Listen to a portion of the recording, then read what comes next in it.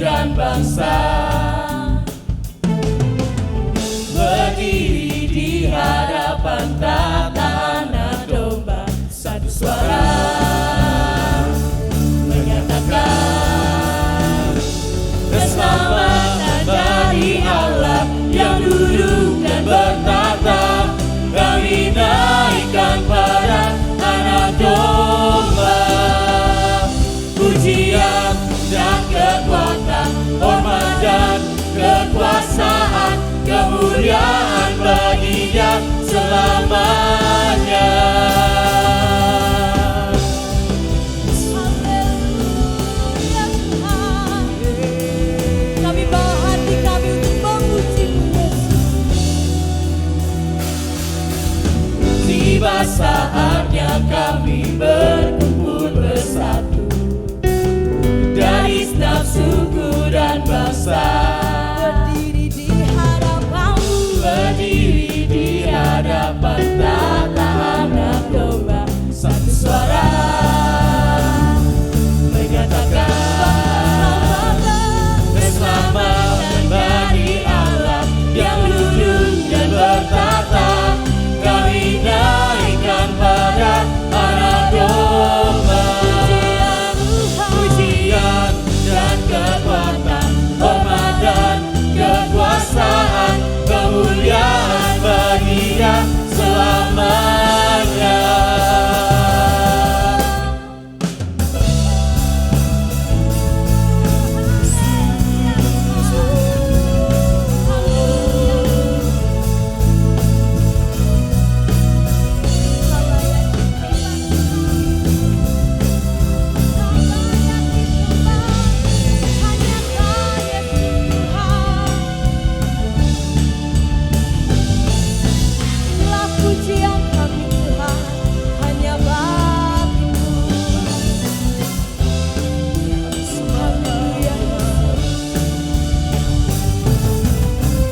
Dengan segenap hati kita mau nyanyikan pujian kita buat Tuhan.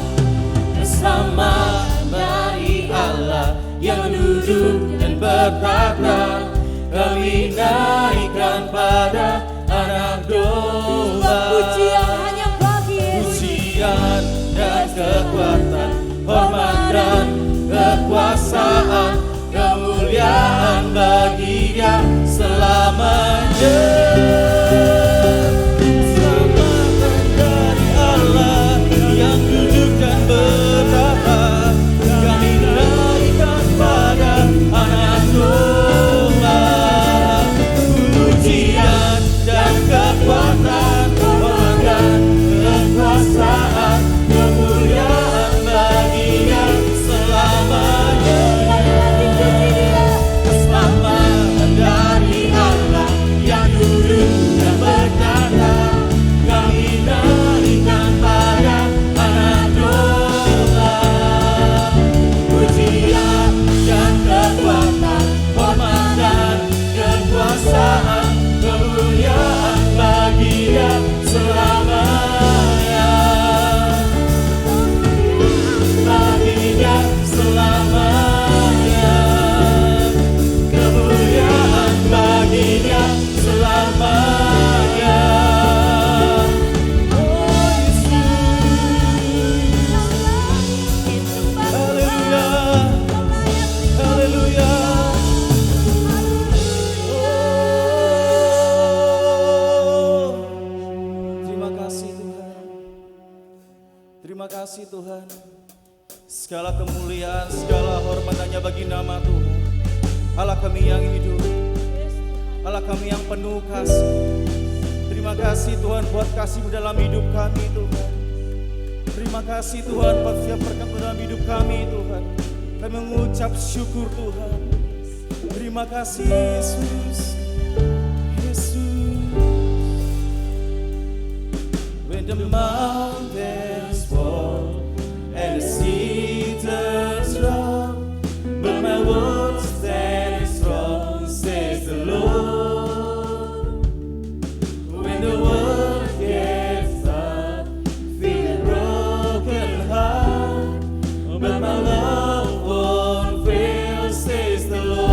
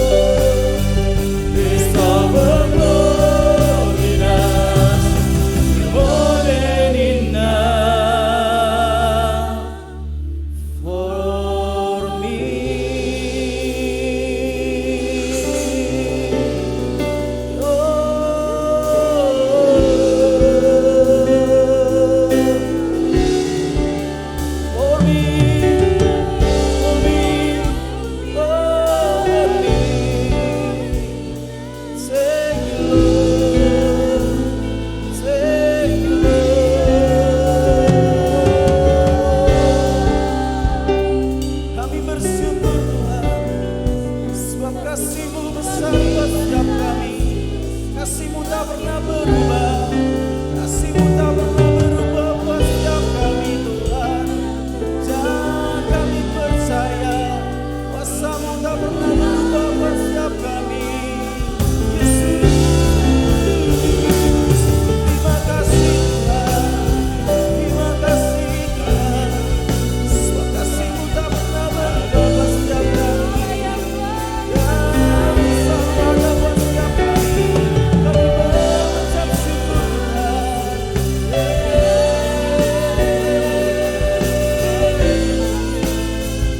Kami bersyukur Tuhan. Sok kasih-Mu besar, sok kasih-Mu besar, dan kami nikmati kasih-Mu. Terima kasih. Meskipun gunung-gunung beranjak Tuhan, dan bumi pun bergoyang Tuhan, namun kasih-Mu takkan pernah tinggalkan setiap kami Tuhan. Kami percaya Tuhan, apapun Tuhan keadaan kami hari-hari ini Tuhan, kasih-Mu tak pernah pergi dari setiap kami Tuhan. Kami percaya Tuhan, kami percaya Tuhan, kasih-Mu tak pernah berubah buat setiap kami Tuhan. Kami mengucap syukur Tuhan, sebab kasih-Mu besar buat setiap kami. Kami mau nikmati lebih lagi kasih-Mu sore hari ini Tuhan. Kami mau nikmati lebih lagi Tuhan kuasa-Mu sore hari ini Tuhan. Dan kami mau larut dalam kuasa-Mu Tuhan. Kami mau larut Tuhan dalam kuasa-Mu, dalam lawatan-Mu Tuhan. Ini kami Tuhan, sebab Kau terindah buat setiap kami, dan Kau termanis buat setiap kami Tuhan. Izinkan kami sore hari ini Tuhan untuk datang menyembah-Mu, memuji nama-Mu Tuhan, meninggikan nama-Mu Tuhan. Sungguh Tuhan kami yang dahsyat, Engkau Allah kami yang termanis, Engkau Allah kami yang heran Tuhan. Dan kami mau sore hari Tuhan menikmati saat-saat bersama-Mu Tuhan, menikmati Tuhan saat-saat di mana kami boleh bersekutu dengan-Mu Tuhan. Haleluya. Oh Yesus, sebab kasih-Mu manis Tuhan, sebab kasih-Mu manis buat setiap kami Tuhan. Yesus, haleluya, haleluya, haleluya. Amin. Haleluya,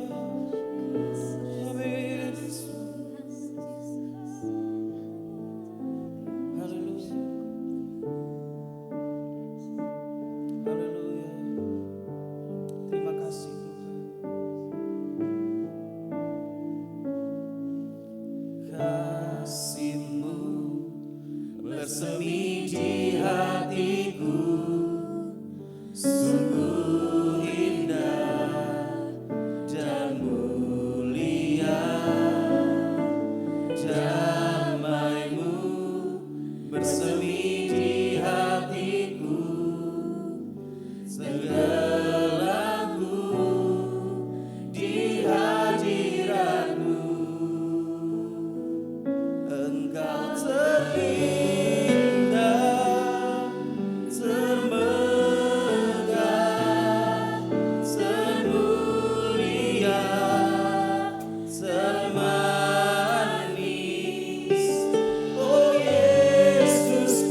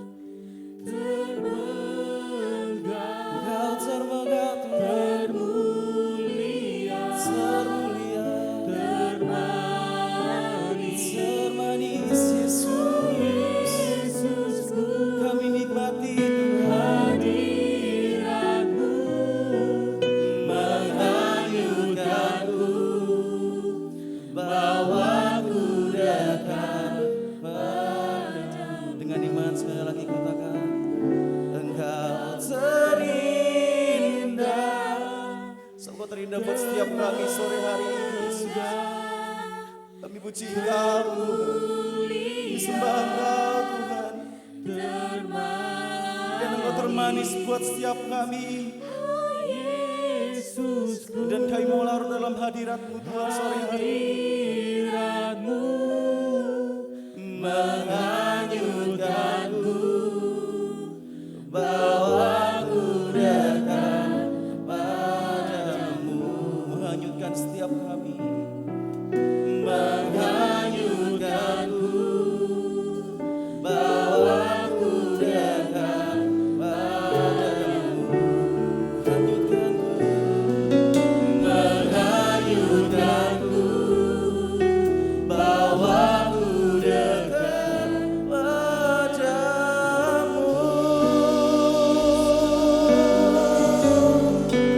Sebab Engkau terindah Tuhan, Engkau termanis Yesus, Engkau terindah.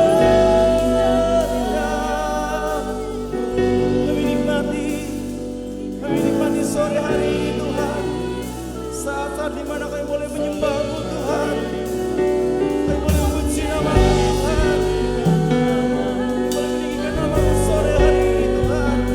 Biar kami nikmati saat-saat ini Tuhan, kami sembah Engkau, kami puji Engkau Tuhan. Banyak suara bersama-sama sore hari ini, mari sembah Dia, sembah Dia, sembah Dia, sembah Yesus, Yesus, haleluya.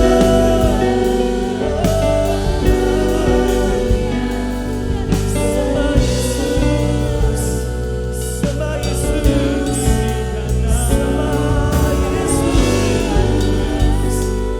Bersembah Dia lebih lagi, sembah Yesus.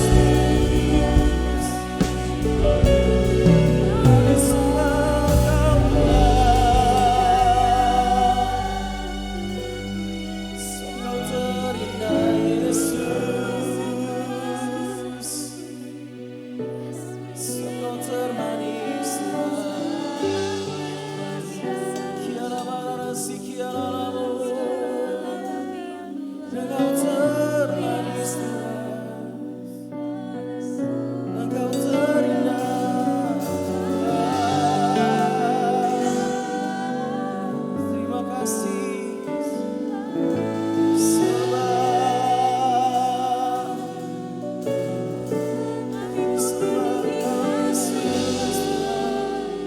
Disembah Kau Yesus kami, Engkau terindah Yesus, Kau termanis Tuhan.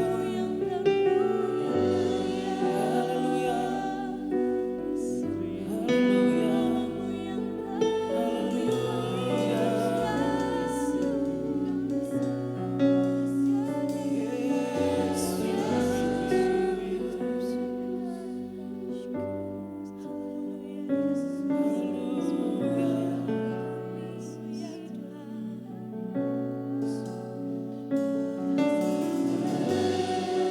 Kami nikmati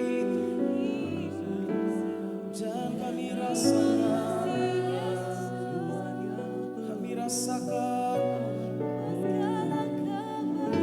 sebab Engkau terindah Yesus, Engkau terindah Yesus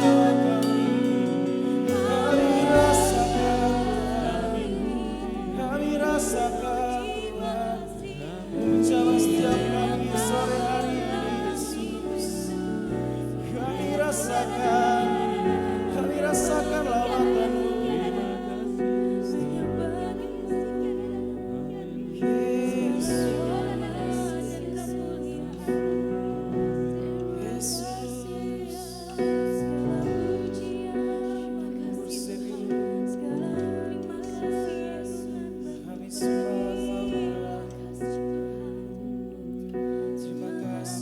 Sebab Kaulah yang termulia Tuhan.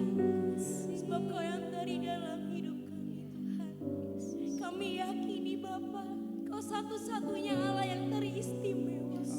Kau satu-satunya Allah yang terutama dalam hidup kami Tuhan.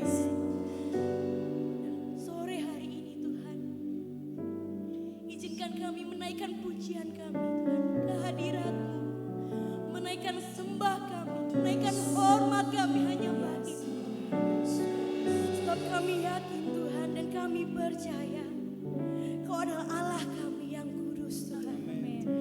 Haleluya. Kita siapkan hati kita. Kita mau sama-sama naikkan pujian, penyembahan, hormat kita hanya bagi nama Tuhan.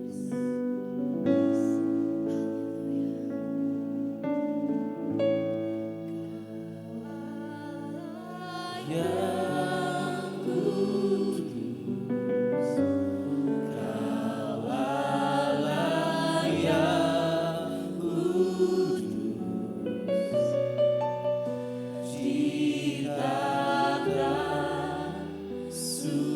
Suci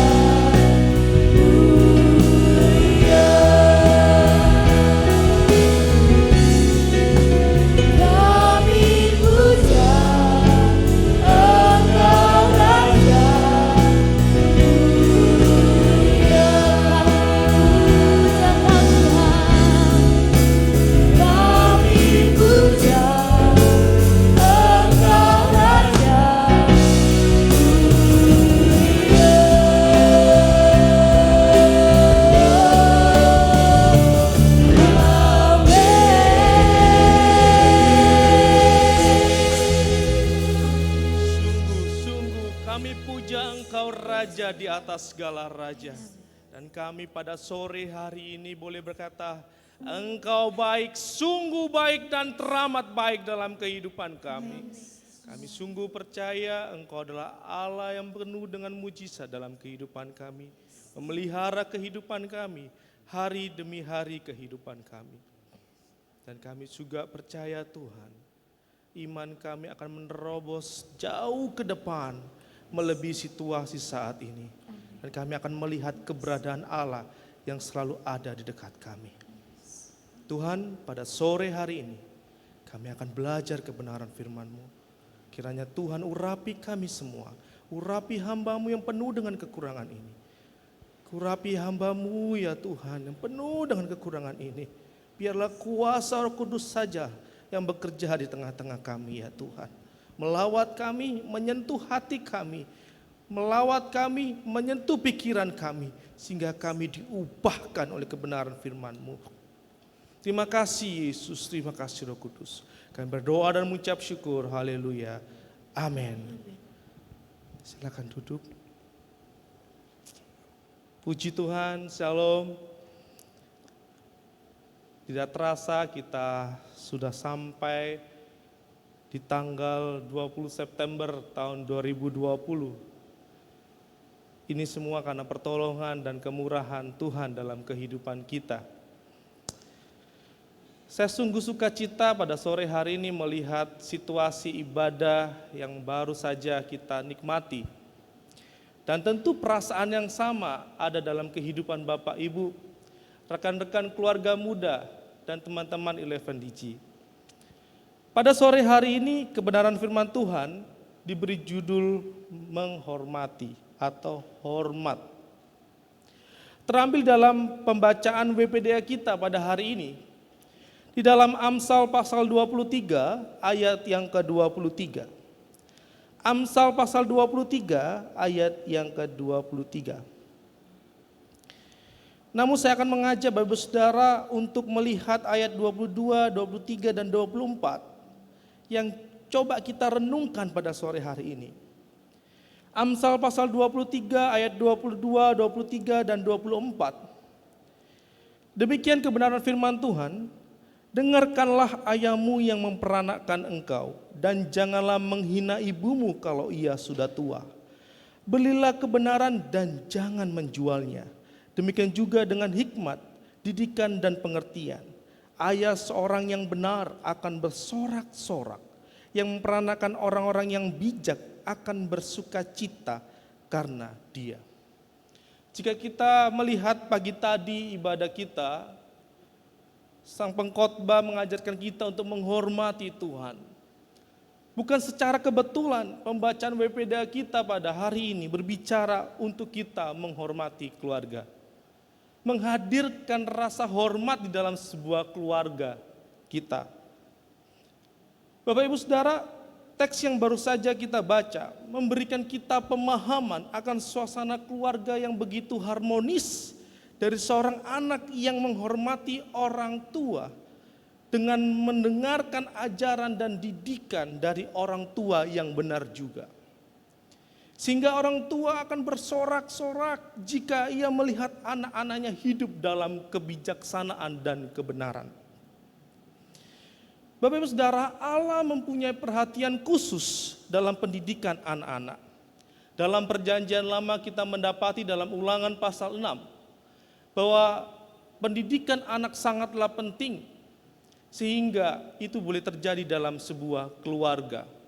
Namun ada sebuah pergeseran ketika Israel masuk dalam area Babilonia, ya kurang lebih tahun 500 sebelum Masehi, di mana Tuhan membangkitkan Esra dan para ahli-ahli kitab untuk tetap mengajarkan anak-anak, mendidik anak akan Taurat sehingga dibuatlah sinagog.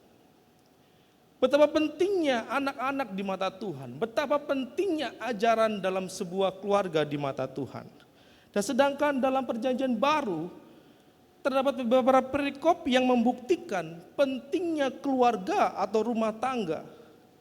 Dan menarik sekali, Ternyata Tuhan tidak mengadakan perjanjian dengan individu, melainkan satu kesatuan, yaitu adalah orang tua dan anak-anak. Mungkin kita melihat mengapa perjanjian baru tidak banyak berbicara mengenai keluarga atau anak. Karena perjanjian baru lebih mengarah kepada misioner. Tetapi kita melihat ada banyak catatan-catatan dalam perjanjian lama mengajarkan kita sebagai keluarga-keluarga Kristen untuk peduli akan didikan dan ajaran kepada anak-anak. Bapak Ibu pasti pernah mendengar sebuah kata katekisasi. Ya, katekisasi. Istilah ini punya beberapa makna dalam Alkitab. Dan ini lebih mengarah dan menekankan kepada otoritas atau wewenang, di mana sang pengajar yang posisinya ada di atas dan kemudian yang diajar ada posisi di bawah yang posisinya ditaklukkan. Atau orang tua ada di atas wewenang, kemudian anak ada di bawah yang ditaklukkan. Dan kata-kata katekisasi ini Bapak Ibu mengajar kita bahwa harus ada ketertiban, ada hukuman di sana. Namun seringkali ketika orang tua mendidik, menertibkan anak-anaknya, maka yang hasilnya adalah pemberontakan terhadap anak-anak. Mereka menganggap orang tua masih belum mengerti kondisi mereka. Bahkan tidak sedikit orang tua sakit hati dan hampir menyerah mendidik anak-anaknya. Dan baru-baru ini kita mendengar sebuah berita yang mencengangkan. Orang tua membunuh anaknya. Sungguh sangat memiriskan hati kita. Tidak heran jika banyak hubungan keluarga antara orang tua dan anak itu retak. Banyak penyebab dari sukarnya pemulihan Bapak Ibu. Dan paling tidak ada 3 unsur utama yang memerintangi proses pemulihan anak tidak bisa menghormati orang tua. Ada 3 unsur utama. Yang pertama adalah keengganan untuk percaya kalau orang lain akan berubah. Mengapa demikian? Sebagai contoh, jika kita ada sebuah perdebatan di dalam sebuah keluarga, maka kita sering mengucapkan, sudahlah, papa memang seperti itu, sudahlah, kakak memang seperti itu, sudahlah, dan sebagainya. Seolah-olah keengganan untuk percaya kalau orang lain akan berubah itu benar-benar terjadi. Yang kedua, proses pemulihan seringkali dirintangi oleh hal yang kedua, takut akan bahaya disakiti kembali. Ada banyak permasalahan, mungkin dulu pernah disakiti, pernah ada cekcok, ada tekanan, ada konflik yang begitu luar biasa dalam proses pendidikan. Tetapi ketika itu terulang lagi, maka ada kecenderungan untuk takut akan bahaya disakiti. Yang ketiga, tak sanggup melupakan masa lalu. Itu membuat pola pikir dalam diri anak akan sebuah frame tertentu, sehingga melabel orang tuanya dengan hal-hal tertentu. Dan itu tidak bisa dilupakan oleh anak begitu sangat cepat. Oleh karena itu, yang menjadi pertanyaan sore ini adalah, bagaimana agar sikap menghormati itu tetap tercipta dalam keluarga sehingga dapat memulihkan suatu hubungan? Bagaimana cara agar sikap menghormati itu tercipta dalam keluarga sehingga hubungan yang retak itu kembali dipulihkan? Yang pertama adalah sadarilah perlunya suatu hubungan. Sadarilah perlunya suatu hubungan. Pengkhotbah 4 ayat 9-12 adalah ayat pendukung dalam Amsal pasal 23, di mana ini akan diintegrasikan. Bapak Ibu, jalan kembali menuju kerjasama selalu dimulai dengan menyadari akan perlunya suatu hubungan.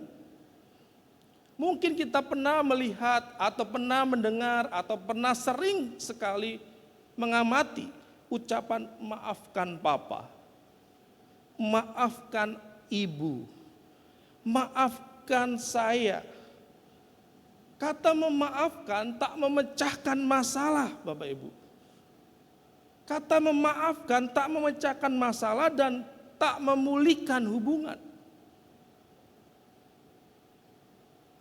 Kenapa? Karena kebanyakan orang berkata maafkan saya, maafkan papa, maafkan ibu, bahkan ketika anak keluar dari rumah. Atau ketika ayah mengatakan maafkan ayah, tapi posisi ayah ingin mengakhiri sebuah percakapan begitu sangat cepat. Bapak Ibu, permohonan maaf memang merupakan sebuah langkah penting dalam proses pemulihan. Tetapi itu bukanlah langkah pertama. Langkah pertama kita harus menyadari akan perlunya suatu hubungan. Pengkhotbah 4 ayat 9 mengatakan, memberitahukan kita berdua lebih baik daripada seorang diri karena mereka menerima upah yang baik dalam jerih payah mereka. Bapak Ibu Saudara, ayat ini mengatakan kepada kita tentang perlunya untuk menjalin sebuah hubungan bersama-sama. Karena akan jauh lebih berhasil. Bukankah ini yang dimaksud dengan katekisasi tadi? Antara yang atas yang berwenang, yang memberikan ajaran, kemudian ajaran itu dihidupi oleh orang tuanya. Kemudian yang menerima ajaran yang adalah anak, takluk dan menghormati kepada orang tua. Maka Amsal pasal 23 ayat 22 sampai ayat yang ke-24 akan tercipta. Bapak Saudara, Pengkhotbah 4 ayat 9 sampai 12 ialah bagian Alkitab yang penting mengenai hubungan, karena ayat-ayat ini Saudara memberikan penjelasan keuntungan yang begitu luar biasa besar, dan inilah yang perlu dibangun dalam sebuah hubungan, dalam sebuah keluarga antara orang tua. Tentu prinsip ini tidak hanya untuk orang tua dengan anak, tapi juga bisa digunakan prinsip ini untuk antara suami dan istri. Jika semua pihak antara anak dan orang tua yang terlibat tidak memahami kebutuhan mereka untuk hubungan itu, maka sukarlah untuk menuntun ke jalan pemulihan. Sangat sulit. Makanya tidak heran dalam budaya Yahudi, wibawa seorang ayah terletak kepada anak-anaknya. Wibawa seorang ayah terletak pada anak-anaknya. Bapak Ibu Saudara, ini adalah poin pertama untuk kita menyadari bagaimana cara agar sikap menghormati itu tercipta dalam sebuah keluarga yang mungkin saat ini hubungannya mulai retak. Kita perlu memahami yang pertama ini, menyadari perlunya suatu hubungan. Sebab apabila itu tidak dipahami, betapa banyak orang tua yang merasa kehilangan anaknya. Betapa banyak orang anak-anak merasa kehilangan orang tuanya. Apabila itu terjadi, maka sering sekali untuk mengakhiri sebuah hubungan. Dan tidak ingin itu terjadi, maka Allah menetapkan firman-Nya untuk mengajar kita. Yang kedua, bagaimana cara agar menghormati itu tercipta dan memulihkan sebuah hubungan. Yang kedua adalah sadarilah sumbangan peran kita kepada suatu masalah. Sadarilah sumbangan peran kita kepada suatu masalah. Matius 7 ayat 3 sampai 5 adalah ayat pendukung dalam Amsal pasal 23 pada sore hari ini. Bapak Saudara, sampai kepada tahap ini, orang-orang kerap kali mengenal dan memusatkan perhatian pada kelemahan pribadi. Di mana pusat perhatiannya dipusatkan kepada kelemahan pribadi orang lain, pada kelemahan pribadi pihak tertentu. Dan tidak heran ada sebuah kalimat yang sering kali terucap dalam diri anak-anak. Ayah tidak memahami saya. Papa tidak memahami saya. Ibu tidak memahami saya. Mama tidak memahami saya. Itu karena orang tua sudah kuno dan sebagainya. dan lain-lain. Namun dalam usaha memulihkan hubungan dengan menuduh pada masalah orang lain hanyalah akan perburuk keadaan, Bapak Ibu. Tidak akan menyelesaikan sebuah masalah. Karena menyadari kecenderungan kita untuk melihat kesalahan pada orang lain jauh lebih besar untuk kita melihat kesalahan kita. Mengabaikan kesalahan kita sendiri. Tuhan Yesus bersabda dalam khotbah di bukit demikian. Mengapa engkau melihat selumbar di mata saudaramu sedangkan balok di dalam matamu tidak engkau ketahui? Tuhan Yesus mengetahui dan memahami sifat manusia melebihi pemahaman kita. Ia mengajar bahwa kita tak pernah dapat menyelesaikan pertentangan kita dengan menuding kepada masalah kita. Menuding kepada masalah yang ada orang lain. Pertama-tama kita harus mengenal dan mengurus masalah kita sendiri jika kita berharap untuk memulihkan hubungan. Namun itu sangat sukar dilakukan bila suatu kebutuhan yang tak terpenuhi menyebabkan kita mempersalahkan orang lain, menuduh orang lain dan sebagainya.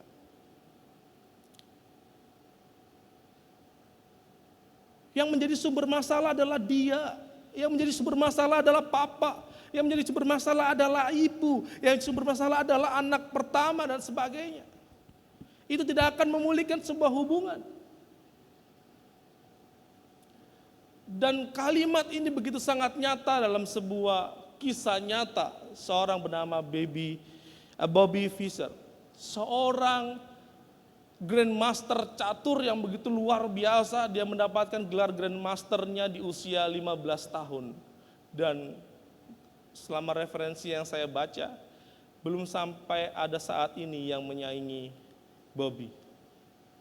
Usia sangat belia mendapatkan gelar grandmaster. Ya, dia lahir tahun 1943 di Amerika. Tetapi dia meninggal di usia yang 62 sebagai kewarganegaraan beda Amerika, bukan Amerika tapi Islandia.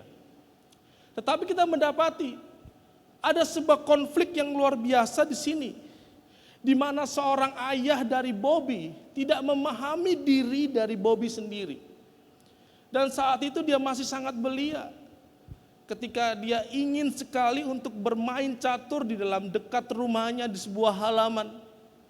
Tetapi ayahnya punya teman yang adalah pakar dari catur mengajarkan dia sebagai seorang guru.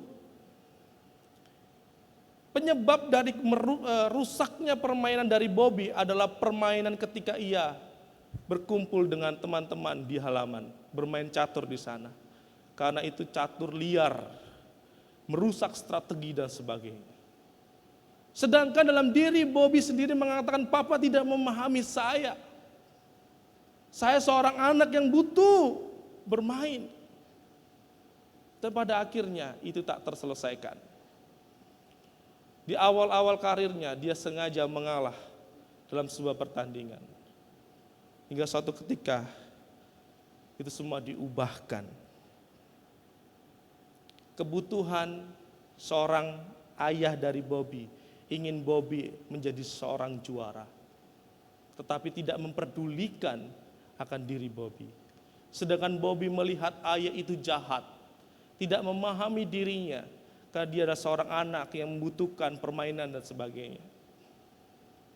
Dan pada akhirnya mereka mengoreksi dirinya, menyelesaikan pertentangan dalam diri, dan tidak menuding masalah kepada Bobby atau ayahnya. Dan mereka mengevaluasi masing-masing. Dan pada akhirnya kita mendapati bahwa mereka di sela-sela bermain catur, dia pergi memancing. Mereka pergi memancing. Kita tahu sampai tahun dia usia ke-14, dia menjadi juara nomor 1 di catur Amerika. Luar biasa. Hanya sebuah mengubah pola pikir dan tidak menyalahkan, menuding orang lain dan mengevaluasi diri masing-masing mengakibatkan suatu dampak yang luar biasa. Bukankah itu yang dimaksud di dalam Amsal pasal yang ke-23 ayat yang ke-22? Dengarkanlah ayahmu yang memperanakan engkau dan janganlah menghina ibumu kalau ia sudah tua. Belilah kebenaran dan jangan menjualnya, demikian juga dengan hikmat, didikan, dan pengertian. Bapak Saudara, Tuhan Yesus menunjukkan dalam Matius 7 ayat 3-5 bahwa selama kita memusatkan perhatian pada orang lain sebagai masalah kita sendiri, sebelum kita mengakui masalah kita dan mulai membereskannya, maka kita tak dapat mengalami kemajuan dalam memulihkan hubungan itu. Bobby sudah mengalami kemajuan karena dia sudah mulai memulihkan dan ayahnya memulihkan dirinya sendiri. Bukankah ini yang dimaksud dengan Amsal 23 ayat yang ke-23 berkata, belilah kebenaran dan jangan menjualnya. Memang kita harus membayar harga untuk hidup dalam kebenaran. Tetapi jauh lebih mahal harga yang harus dibayar jika kita meninggalkan kebenaran. Saya percaya apabila Bobby kala itu dalam posisi demikian, dia tidak akan menjadi Grandmaster di usia yang sangat belia. Dan saya percaya ayah dari Bobby tidak akan melihat memiliki anak seperti Bobby. Dan kita juga percaya apabila kita banyak pertentangan dan tidak ada mengalah saling menyalahkan satu dengan yang lain, maka perkembangan anak ataupun di dalam sebuah keluarga tidak akan menghasilkan sesuatu yang maksimal. Oleh karena itu perlu kita untuk menyadari akan hal ini. Poin yang kedua adalah sadarilah sumbangan peran kita pada suatu masalah. Yang ketiga adalah bagaimana cara kita menciptakan sikap menghormati di dalam keluarga agar memulihkan sebuah hubungan. Yang ketiga adalah sadarilah kekuatan manusia tidak bisa menolong. Yeremia 17 ayat 5-2 ayat yang ke-8. Langkah terpenting dalam usaha memulihkan suatu hubungan ialah belajar untuk mengandalkan Allah dan bukannya bergantung pada perasaan dan kekuatan sendiri. Mungkin kita sudah terpengaruh dengan budaya di mana masalah, di mana kekuatan, di mana banyak sekali kejadian-kejadian tidak teringinkan yang sangat menyakiti diri kita yang sudah berulang-ulang terjadi dalam diri kita, menumpuk dalam diri kita dan kita mengatakan tidak mungkin kita akan menyelesaikan ini dalam waktu sekejap. Karena kesalahan papa dalam diri saya sudah numpuk. Karena kesalahan ibu dalam diri saya sudah numpuk dan betapa banyak anak kepahitan dengan orang tua. Dan itu tidak mungkin diselesaikan dalam waktu singkat. Mungkin anak tersebut berkata demikian. Jangan percaya akan budaya itu. Bapak Saudara, jika kita bisa membuat masalah dengan cepat, maka kita bisa membuat solusi dengan cepat. Jika kita bisa membuat masalah dengan cepat, kita juga pasti bisa membuat solusi dengan cepat. Meskipun itu bertahun-tahun. Disinilah hikmat Allah dibutuhkan. Disinilah hikmat Allah bekerja dalam diri kita untuk menyelesaikan masalah yang sudah berakar. Kita membinasakan hubungan dengan cara melanggar asas-asas Allah. Karena itu demi memulihkan hubungan itu, kita perlu menegakkan kembali asas-asasnya itu. Yeremia 17 ayat 5-8 memberikan perbandingan yang sangat baik tentang orang yang mengikuti pikiran dan pendapat manusiawi, di mana sudah meniadakan akan asas-asas Allah. Ayat ini dengan jelas menunjukkan bahwa bila kita mengikuti gagasan kita sendiri dan mencoba menyelenggarakan sesuatu dengan kekuatan kita, maka kita hanya mendapatkan hasil yang sangat sedikit sekali.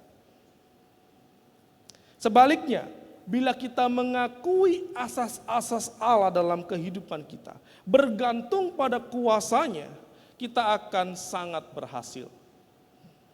Bukankah ini yang dimaksud dengan Amsal 23 ayat 24 berkata, ayah seorang yang benar akan bersorak-sorak, yang memperanakan orang-orang yang bijak akan bersuka cita karena dia. pada saat Bapak Ibu Saudara menelusuri kembali lorong menuju hubungan kerjasama berkali-kali, saya menyadari Bapak Ibu Saudara akan mendapati dan mengatakan, saya tak dapat meneruskannya. Tak ada gunanya untuk saya tak meneruskan hubungan ini. Mungkin sekali keadaannya memang benar. Bapak Ibu Saudara tak sanggup melakukan itu. Itulah sebabnya kita perlu bersandar kepada Allah dan kuasanya, bukan kepada hikmat diri kita. Betapa banyak sekali keluarga-keluarga Kristen dan bahkan sejak kecil sudah disekolahkan dalam sekolah-sekolah Kristen. Dan bahkan kita tahu dalam data bilangan riset center, itu tidak memberikan suatu dampak yang luar biasa dalam pendidikan anak-anak. Kenapa, saudara? Ya karena tadi tidak dapat diselesaikan dan menganggap sudah saya lebih baik, tidak bisa meneruskan hubungan ini. Lebih baik saya mengandalkan kemauan saya sendiri dan sebagainya. Dan menganggap orang tua lebih jadul daripada kita. Tidak.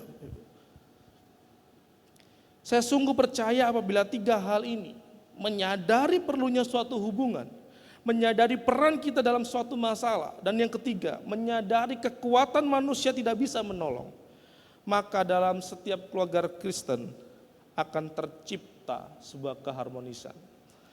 Katekisasi keluarga diperlukan dalam era-era saat ini, di mana sang pengajar yang berwenang itu yang dari atas, mengajarkan sesuatu pada yang diajari, yang takluk dengan penuh kehormatan kepada yang diajar.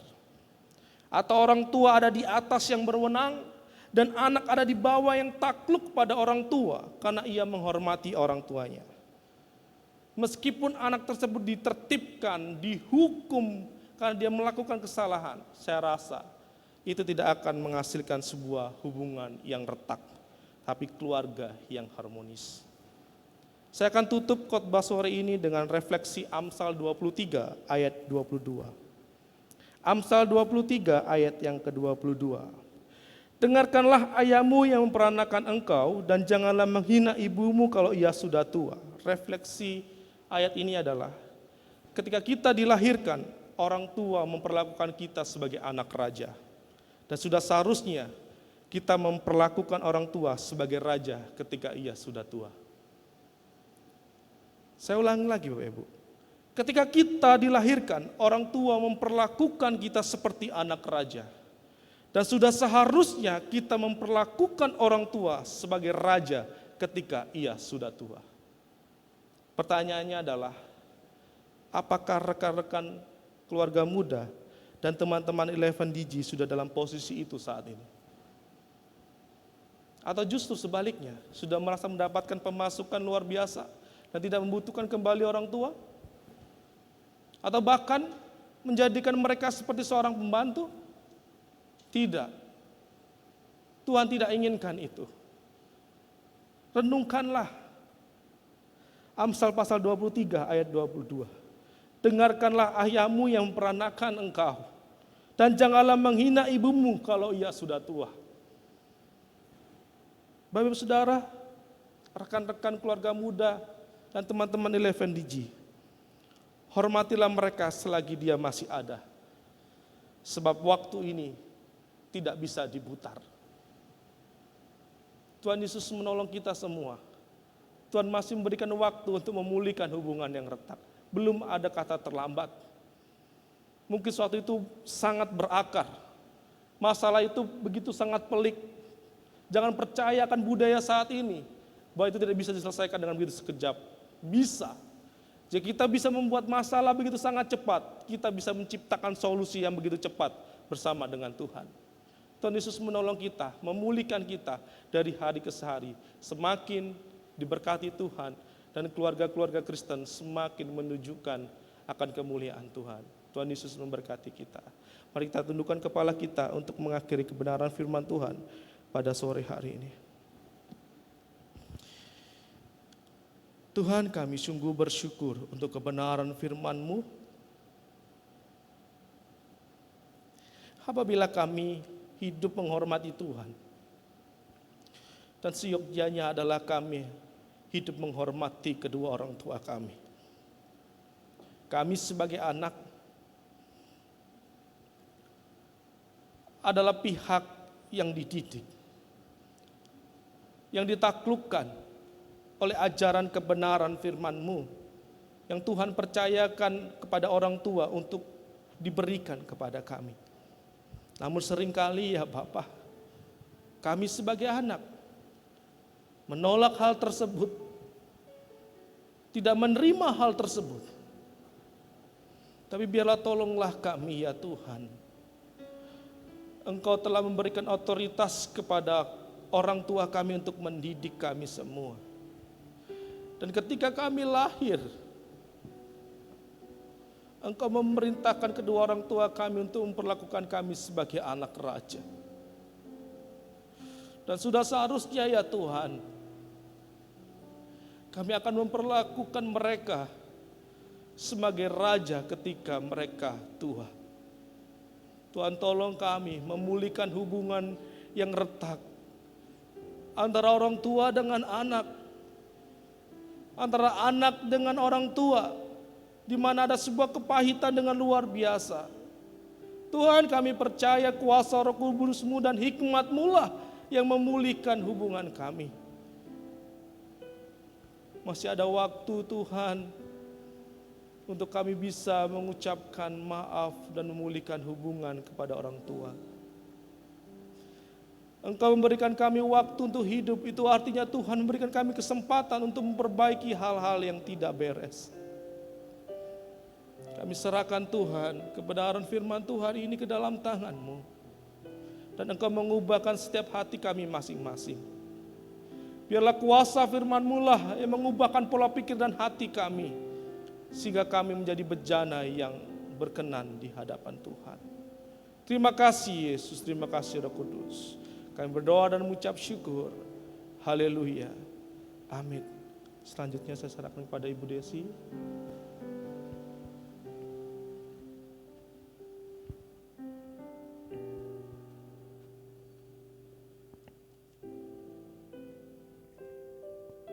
Shalom, selamat sore, sidang jemaat yang dikasihi Tuhan. Saya akan menyampaikan pengumuman kegiatan gereja sepekan ke depan. Sebelum itu mari kita berdoa untuk persembahan. Tuhan Yesus, kami datang hari ini memohon ampunan-Mu atas dosa kami Tuhan. Layakkan kami, kuduskan kami akan memberikan persembahan kami. Terimalah Tuhan persembahan kami. Allah yang penuh kasih, terima kasih untuk penyertaan-Mu dan perlindungan-Mu dalam hidup kami. Terima kasih Yesus. Haleluya. Amin. Sidang jemaat bisa memberikan persembahan persepuluhan sidang jemaat melalui transfer rekening BCA atau scan QR Code untuk akun Dana, ShopeePay, GoPay, dan OVO.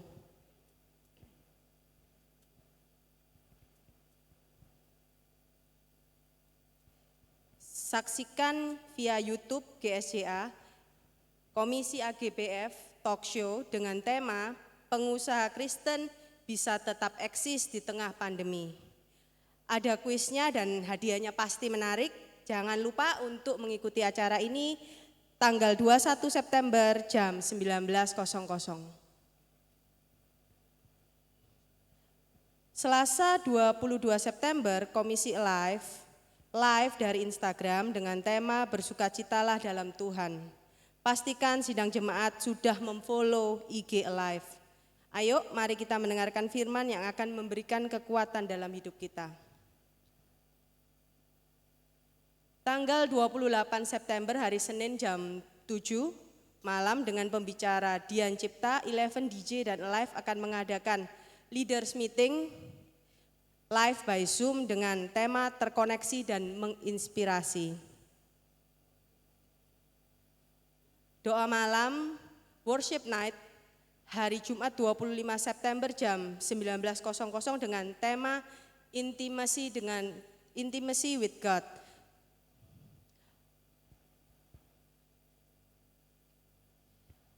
House Family diadakan hari Sabtu tanggal 26 September jam 7 dengan Bapak Gembala kita, Bapak Teguh Kurniawan. Mari kita sama-sama menyaksikan HF ini melalui saluran YouTube. Tema ibadah minggu depan secara live streaming dengan tema ramah versus penyendiri.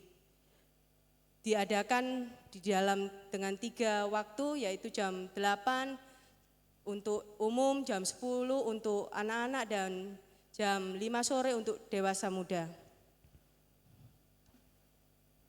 Komisi Wanita. Mari ibu-ibu kaum wanita, hari Senin tanggal 28 September kita ngerumpi sehat dari Komisi Wanita Terpuji dengan tema Mama versus Daring. Saya sendiri mengalaminya, saya bekerja dan setiap pulang kerja masih ngurusin sekolahnya anak. Maaf saya, kalaupun saya harus curhat di mimbar ini. Jadi pastikan Bapak Ibu, ibu-ibu terutama menyaksikan rumpi sehat kaum wanita ini. Kita nonton YouTube-nya pasti memberkati. Warta gereja tersedia edisi digital, bisa diminta ke nomor WhatsApp yang tertulis di layar kaca. Depsos GSJA mengundang Bapak Ibu yang tergerak hatinya untuk membantu saudara-saudara kita yang berkesusahan dengan nomor rekening yang tertera.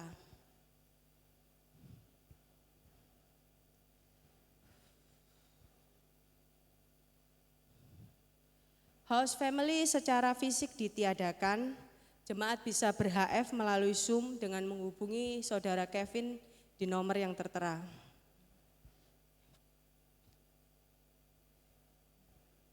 Untuk info diakonia, penyerahan anak, baptisan dan pernikahan bisa menghubungi nomor-nomor yang tertera di layar.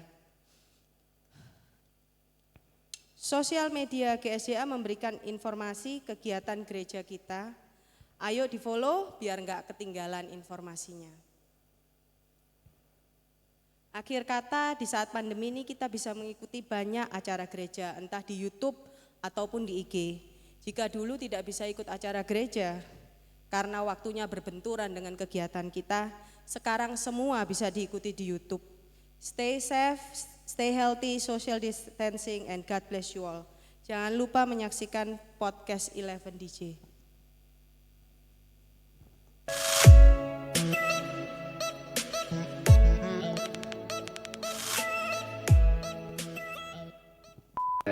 Halo Ejer, saya Joseph Setiawan atau biasa dipanggilnya Kak Ocep. Ya, apa nih yang kita mau bahas hari ini nih? Kita bakal bahas tentang relationshipku. Karena kita tahu kayaknya Koko pakarnya banget ya. Pakar cinta. Lama saya single, jomblo, pakai bajunya itu doang tuh, baju favorit. Cuek is the best. 15. Dari situ pacaran cuma berapa bulan. Gara-gara dia dengan cowok lain. Aduh. Ya, rekan-rekan muda, demikian video podcast. Saya menangkap dalam sepanjang pemberitaan firman Tuhan yang disampaikan oleh hambanya tadi, bahwa dalam kehidupan kita sebagai anak-anak muda, ada fase-fase di mana kita mulai dari remaja, kaum muda, menjadi dewasa, lalu masuk dalam kehidupan rumah tangga yang baru. Kadang-kadang kita seperti dipaksa ya, dipaksa dalam hal kita mengalami keadaan-keadaan yang gak menyenangkan di dalam hubungan antara orang tua dan anak. Kalau saya refleksikan mungkin dalam kehidupan saya secara pribadi, bahkan saya sebagai hamba Tuhan pun, saya kadang mengaku jujur ketika masa remaja atau masa muda, kadang-kadang bisa rasa kecewa juga kepada orang tua, seperti yang disampaikan oleh hambanya. Tapi seiring bertambah dengan usia kita semakin dewasa, bahkan kita diberikan kesempatan untuk berumah tangga, bahkan kita diizinkan Tuhan untuk memiliki anak. Wawasan saya, kasih sayang saya kepada orang tua itu semakin bertumbuh. Dan kalau hari-hari ini saya coba menilik ke belakang ya, pada saat usia saya masih remaja, pada saat saya masih usia muda, saya kadang-kadang berpikir merasa malu ya. Kok bisa punya pikiran gitu kepada orang tua saya gitu. Setelah saya dipaksa Tuhan, setelah saya dituntun Tuhan untuk menjadi orang tua dari anak-anak yang Tuhan percayakan bagi saya. Jadi saya mengajak buat rekan-rekan muda, baik engkau yang masih remaja, engkau yang masih mahasiswa, engkau yang sudah profesional muda, kalau Tuhan masih memberikan kesempatan, kedua orang tua masih lengkap, saatnya engkau untuk berterima kasih kepada Tuhan. Berbuat yang terbaik buat kedua orang tuamu yang sudah membesarkan kau sampai detik ini. Mari kita satu dalam doa. Bapa di dalam surga, kami mengucap syukur kepada Tuhan atas kebenaran firman-Mu yang menolong kami, membuka kembali, menyegarkan kami kembali Tuhan, bahwa ada rasa hormat yang Tuhan telah tanamkan dalam hati kami, khususnya buat keluarga kami, khususnya buat kedua orang tua kami Tuhan. Kami sebagai remaja-remaja-Mu, kami sebagai kaum muda-Mu Tuhan, ampuni kami Tuhan, jikalau di waktu-waktu yang lalu kami sempat merasa kecewa, kami sempat merasa marah karena kami dipaksa masuk dalam keadaan yang gak menyenangkan dalam hubungan antara anak dan orang tua. Tapi pada saat sore hari ini Tuhan, kami sudah diberkati Tuhan. Tolong kami Tuhan, jamah kami Tuhan, ubah hati kami Bapa, sehingga kami menjadi lebih lagi mengasihi. Kasih Allah itu terus tertanam dan bertumbuh dalam hati kami. Jikalau kami masih diberi kesempatan untuk bisa melihat kedua orang tua kami hidup dan ada bersama kami, berarti ada kesempatan bagi kami untuk berbuat baik Tuhan. Karena satu kali kelak kami akan menjadi orang tua yang akan kami diperadabkan dengan anak-anak yang sudah Tuhan percayakan bagi kami. Terima kasih Tuhan, berkati Edgers, berkati Lifers, berkati keluarga-keluarga muda, profesional muda, bahkan sidang jemaat Tuhan yang masih setia mengikuti live streaming sore hari ini. Kami percaya Tuhan memberkati kami, Tuhan memberkati rumah tangga kami, Tuhan memberkati setiap apapun yang kami naikkan dalam doa-doa pribadi kami. Kami percaya Tuhan sudah menjawabnya. Terima kasih Tuhan, terima kasih Yesus. Rekan-rekan muda dikasih Tuhan, mari angkat tanganmu dan terimalah berkat Tuhan. Tuhan memberkati dan melindungi engkau. Tuhan menyinari dengan wajahnya dan memberikan kasih karunia. Tuhan memperadabkan wajahnya dan melepaskan damai sejahtera. Biar sepanjang minggu yang berjalan ini, kita diberikan kesempatan untuk berbuat baik, untuk melakukan kebaikan, dan terutama kepada para orang tua yang Tuhan telah tempatkan untuk membimbing kita, membesarkan kita, memelihara kita. Dan kami percaya, kita percaya bahwa apapun yang kita lakukan hari-hari ini, kita akan terima pada masa yang akan datang, bahkan sampai masa kekekalan. Tuhan Yesus memberkati. Di dalam nama Yesus, kami sudah berdoa dan menutup ibadah sore hari ini. Haleluya. Amin. Sampai jumpa rekan-rekan di dalam ibadah live streaming kita berikutnya. Tuhan Yesus memberkati. Kau Allah yang kudus, Kau Allah yang kudus.